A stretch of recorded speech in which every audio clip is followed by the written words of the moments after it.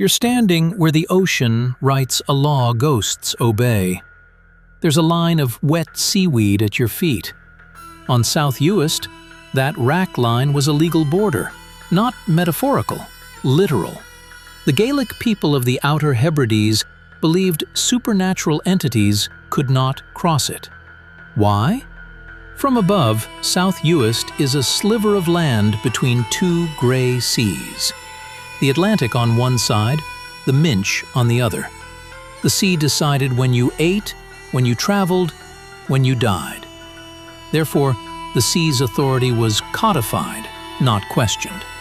The machair, that green carpet of shell sand grass, belonged to humans. Below it, the dark tidal sand belonged to something else.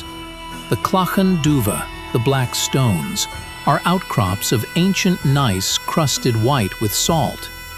In 1609, Highland chiefs swore their most solemn oaths upon them. Not in churches, on salt-crusted rocks at the edge of the sea. The stones stood at a border between jurisdictions. Human law above the tide line, marine law below.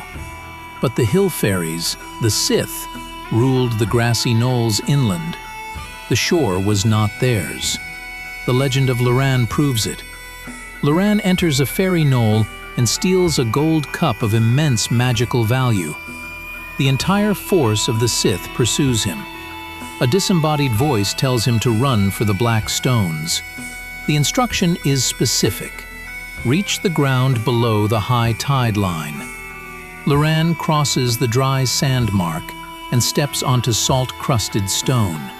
His pursuers stop. Not because they can't move, because they've reached the limit of their jurisdiction. Crossing would transgress against the Sea-trows, who claim everything below the high water mark. The Sea-trows have faces like monkeys, scaly skin, seaweed for hair, feet flat as millstones. They waddle on land. They rule the surf.